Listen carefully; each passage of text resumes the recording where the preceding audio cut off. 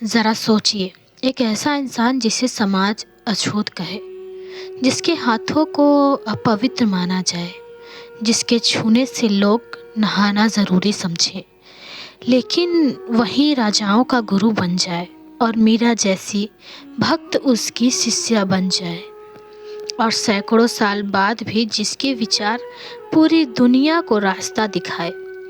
सवाल यह नहीं है कि वह किस जाति में पैदा हुआ, सवाल यह है कि उसने अपने जीवन से क्या साबित किया। आज की वह कहानी है संत शिरोमणि रविदास जी की, जो हमें सिखाती है कि इंसान की पहचान उसकी सोच से होती है, उसके जन्म से नहीं। चलिए कहानी की शुरुआत करते हैं। करीब 15वीं शताब्दी का समय था। उत्तर भारत का काशी क्षेत्र। इसी पवित्र भूमि पर एक बालक ने जन्म लिया। नाम रखा गया रविदास, लेकिन समाज ने उसे नाम से पहले ही एक पहचान दे दी, चर्मकार का बेटा। उस दौर में वह पहचान दरअसल एक सजा थी। छोटे रविदास को मंदिरों में जाने की अनुमति नहीं थी, गुरुकुल में पढ़ने का अधिकार नहीं, और ऊंची जाति के लोगों के सामने सिर उठाने की आज़ादी नहीं। लेकिन ईश्वर ने उसे कुछ ऐसा दे दिया था जो कोई छीन नहीं सकता था, विचार करने की शक्ति और संघर्ष का दौर। रविदास जी के माता पिता चर्म कार्य करके जीवन यापन करते थे। रविदास भी उसी काम में हाथ बटाते थे। लोग कहते थे यह गंदा काम है, इससे दूर रहो, लेकिन रविदास जी कहते थे अगर काम ईमानदारी से किया जाए तो वह काम गंदा नहीं होता। दिन भर मेहनत और रात में एक अलग ही साधना। वह पढ़ नहीं सकते थे, लेकिन सोच सकते थे। वह शास्त्र नहीं पढ़ते थे, लेकिन सत्य को महसूस करते थे। ईश्वर से सीधा संवाद। रविदास जी मानते थे कि ईश्वर किसी मंदिर या मस्जिद के कैद में नहीं है।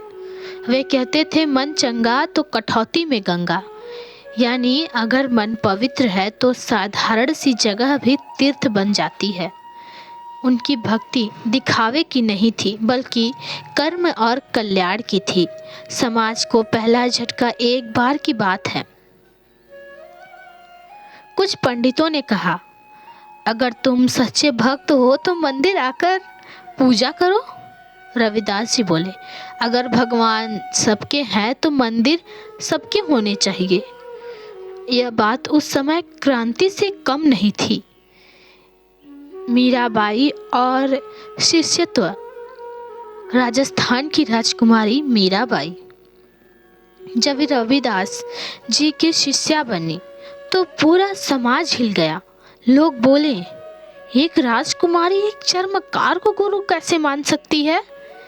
लेकिन मीरा ने कहा, गुरु जाति से नहीं ज्ञान से पहचाना जाता है। यह घटना रविदास जी की नहीं थी, सोच की जीत थी। बेगमपुरा, एक सपना। रविदास जी ने एक ऐसे समाज की कल्पना की जहाँ कोई ऊंच नीच नहीं, कोई भूखा नहीं, कोई डर नहीं, कोई अपमानित नहीं। उन्होंने बस इसे कहा बेगमपुरा, यानी दुख रहित समाज। आज भी वह सपना अधूरा है, लेकिन रास्ता वही है। सबसे बड़ा संदेश, रविदास जी ने कभी हथियार नहीं उठाए, लेकिन सोच बदल दी। जिन्होंने कहा कर्म करो और कर्म में ही भगवान को खोजो, जो आज के लिए सीख है। आज जब हम कह सकते हैं मेरे पास साधना नहीं, मेरी शुरुआत कमज़ोर है, समाज मुझे आगे नहीं बढ़ने देगा, तो रविदास जी मुस्कुरा कर कहते हैं, तुम्हारी सबसे बड़ी ताकत तुम्हारी सोच है। रविदास जी हमें यह सिखाते हैं कि हालात तय नहीं करते कि तुम कौन हो, समाज की जीत तुम्हारी सीमा नहीं। जन्म एक घटना है लेकिन जीवन एक निर्णय।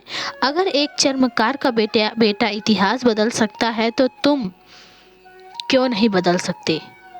याद रखिए, मन चंगा तो कठौती में गंगा। धन्यवाद दोस्तों। वीडियो ज़रा भी पसंद आई हो तो लाइक शेयर सब्सक्राइब करे बिना मत जाइएगा।